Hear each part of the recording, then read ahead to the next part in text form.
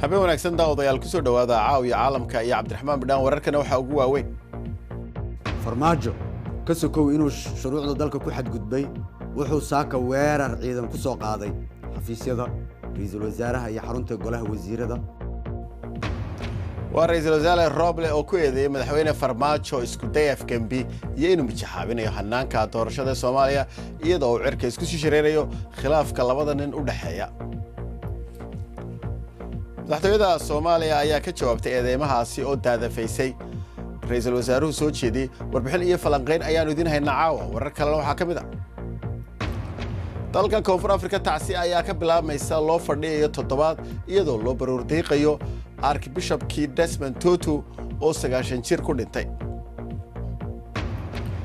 iyadoo la dagaalamayo takoorka kubadda cagta ayaan la kulanay gabadh dhalinyaro ah oo kubadda kor u laadaysa iyadoo lagu haysto maxaad xijaab u xiran tahay adoo kubadda ciyaaray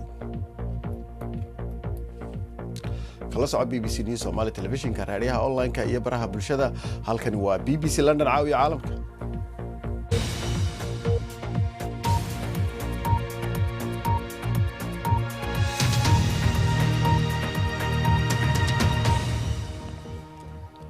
muqdisho ayaynu ku bilaabaynaa caawa waxa marba marka ka sii dambaysa si laba kacalaynaya ama si la xadsanaya khilaafka siyaasadeed ee u dhaxeeya madaxweyne Maxamed Cabdullaahi Farmaajo iyo ra'iisul wasaare Maxamed Xuseen Roble halka khilaafkan salka ku hayo hadii aynu eegno waxaynu arkaynaa in muqdisho warar badan ay imika ka soo baxayaan oo isugu jira warar aanu doonayno inaan goordhow soo galino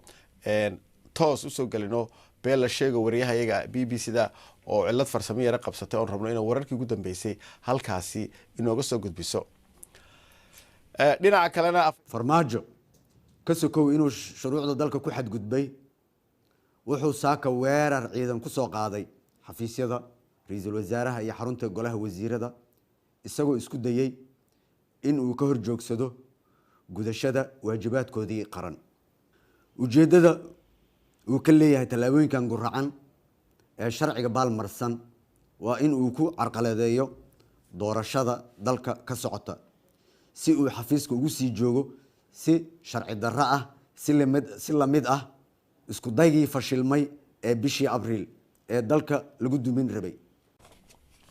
waa tahay kaasi waxa uu ahaa ra'iisul wasaaraha Soomaaliya Roble oo eedeynaya madaxweyne Maxamed Cabdullaahi Farmaajo dhinaca kalena afayeenka madaxtooyada Soomaaliya ayaa ka jawaabay eedeymahaasi ka soo yeeray ra'iisul wasaare Roble waxaana uu BBC-da u sheegay sida eedeyntan runaantii waxba kama jiraan waana war aan sal iyo raad toona lahayn waxa laga wada hadlayay waxay ahayd sidii loo toosin lahaa nidaamka doorashooyinka oo ra'iisul wasaaraha Maxamed Xuseen Roble uu isagu qaatay go'aamo isaga shakhsi u ah kaasoo uu ku kala dhantaalay guddigii doorashooyinka waday waxaana muddo dheer iska soo daba dhacaysay cabashooyin ay soo gudbinayaan xataa mucaaradku oo hufnaanta doorashooyinka ku salaysan muddo 14 bilood ah ayaa laga sugayay hogaaminta doorashooyinka marka mas'uuliyadaas markii uu gudan waayay ra'iisul wasaaruhu maanta in la sameeyo warar been abuur ah iyo xaaladda in la gaarsiiyo meel aanay joogin ma qurux badna run ahaantii kalaabeenka ugu dambeeyay khilaafkan cirka ku sii shareeray ee sii horinaya ayaa ahayd warqad shaqo joojin ah oo uu soo saaray madaxweynaha ra'iisul wasaaraha shaqada laga joojinaya xalay toole haddaba dastuurku muxuu ka qabaa warqadaasi madaxweyne Farmaajo soo saaray qodobka 9aad ee dastuurka Soomaaliya wuxuu sheegayaa in madaxweynuhu awood u leeyahay inuu magacaabo xilka wasiirka koowaad wuxuuna xilka ka qaadayaa ama kala diraya xukuumadda federaalka haddii ay weydo codka kalsoonida golaha shacabka ee baarlamaanka federaalka ayaa cod haldheeri ah ugu codeynaya haddaba goor sii horeysay ayaanu qaar ka mid ah dadka muqdisho weydiinay bal siday u arkaan xiisadan siyaasadeed ee caasimadda ka soo cusboonaatay dadka way seestaan waxbaa dhacay la leeyahay kulligood waa wada Soomaali kursigana waa hal kursi kaliya haddii doorashadii ummadda iyo mustaqbalkeenni iyo future-keenni lagu dudumiyo hal kursi aan u ordaaya xogaa waxay la noqonaysaa dee waxaan habooneen marka laga Soomaaliyeeyo waxaan maanta aan halkaan iskugu soo baxnay dadweynaha reer Muqdisho inaan fikirkeena ka dhiibano caqabada oo dalka ku haya saaka Maxamed Cabdullaahi Farmaajo shacabka reer Muqdisho ayaa doorteen saaka ayagii leeyahay ka soo horjeedo annagu saaca wixii ka bilaad waxaan raacsanahay mowqafka Maxamed Xuseen Roble annaga waxaa weeyaan wax noo qabtaan rabnaa ra'iisul wasaaraha hadduu dalka wax u qaban hayo wixii loo diray inuu qabtaa yaa sax ahayda wuxuu hadda ku dhaqaaqayo waa mustaxiil waxaa loo diray doorasho ayaa loo diray ma loo dirin inuu dhaho gaashaandhigii baan yaan caydhiyey guddigii baan caydhiyey kanaan caydhiyey waxaan ugu baaqayaa dhammaan ummadda Soomaaliyeed guud ahaan iyo gaar ahaan dadka dhalinyarada iyo aqoon-yahanada iyo dadka waxgaradka ama mindheergaradka bulshada ah inay maxallay ay la yimaadaan xal degdeg ah oo la kala dhaxgalo madaxweynaha iyo ra'iisul wasaaraha si loo fiiriyo ummadda masiirkeeda dambe iyo dawladnimada noo bilowatay ee noo hana qaadayna in uusan burbur ku imaanin iminkana waxaan u tagayaa toos magaalada muqdisho imika waxay kusoo biiraysa waryaha BBC-da Beella sheega oo muqdisho ku jirta khadka Beella maxaa ugu dambeeyay xiisadda siyaasadeed بدان هدي أن كوجو بلابو حالة مجالة مقدشو جو جيد أد أي ودقنيا إلا ساكا ودقنا مركل جاي ما ذا جوبها قار سيب أج دولة دقنت هي مدحتوية ده أو لقد دريمي الرقاقي إذا أو حوجن يدعي ساكا دعي حفيز كريز الوزارة لو دين وحفيز كيس قالوا وهالكاس وكتجي لوك يو هذا الكي وكسر صاري أنت سمركل جاي ما ذا بدان meelaha qaar ayaa waxaa laga soo sheegaya warar kala duwan in ay jiraan dhaqdhaqaaqyo ciidan laakiin xaaladdu waa mid wali degan waxa laakiinse jira oo wali meesha taagan walwalkii dadka waxay aad uga baqayaan wixii abriil bisheedii halkan ka dhacay magaalada muqdisho in mar labaad ka dhacaan in ciidamada dawladda ay mar labaad kala qaybsamaan oo ay labada madax ee dawladda dhinacyada kala duwan ay raacaan intaas marka laga yimaado bidaan beesha caalamka oo maanta si degdeg ah oo ga hadashay khilaafka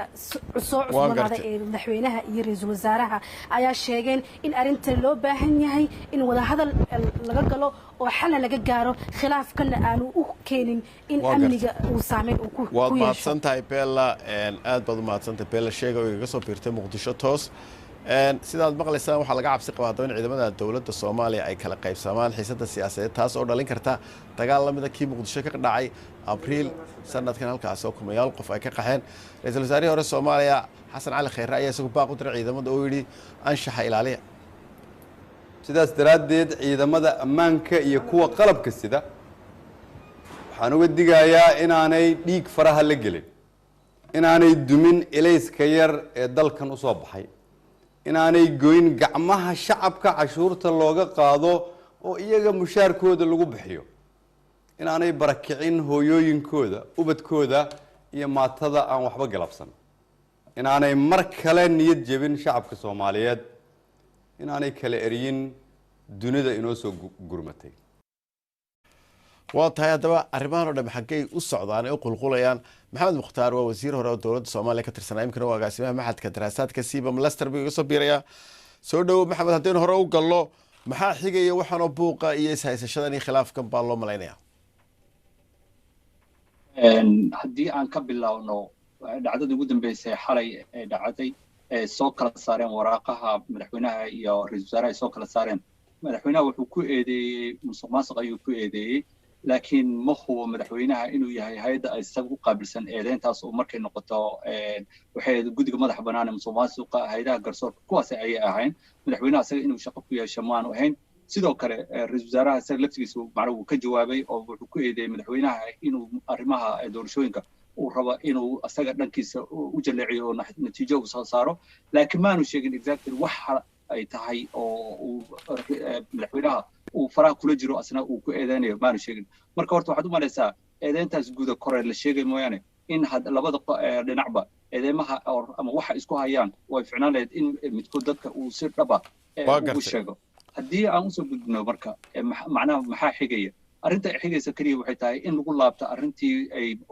gogashii uu fiday prime ministerka oo ay ahayd in madasha golaha wada tashiga isu yimaadaan oo dib loogu laabto guddigan doorashada ee hadda jiro dib loogu laabto habraaca asaga laftiisa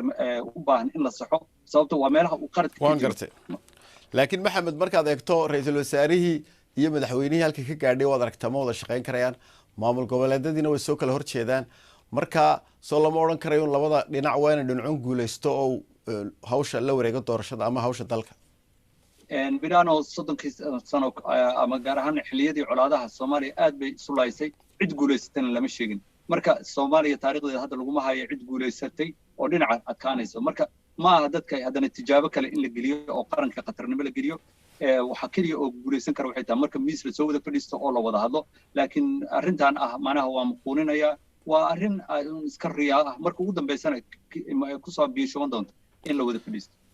marka maxaad u malaynaysaa xalku inuu yahay adoo degdeg uga jawaabaya saddex talaabo waa in la qaado horta midda koowaad waa in la garowsado macnaha haddii doorasho la maamulanayo oo wixii doon laga samaynayo Ethiopia aan arki leen maxsuubkeeda sidoo kale Afghanistan waxa ka dhacaan tijaabana ugu filan marka dadka Soomaaliyeed waa in loo turo sidoo kale waxa la isku raacayo oo dhabta ah waa habraaca la sameeyay ma aha mid ka turjumaya danta iyo macnaha doorasho xalaal ka turjumaya ma habraaca waa dib in loogu laabto sidoo kale waa in dib loogu laabto guddiga hagaya doorashooyinka waa in dib loogu laabto haddii marka habraaca la soxo guddigan la soxo la garwaaqsadana in aanay macnaha cidna guuleysanayn oo doorashada loo dareero aad baad u mahadsan tahay maxamed mukhtaar aad baad u mahadsan tahay oo Leicester iga soo biiray gudoomiyaha Sibam weli waxa inoo soo socdaa guud ahaan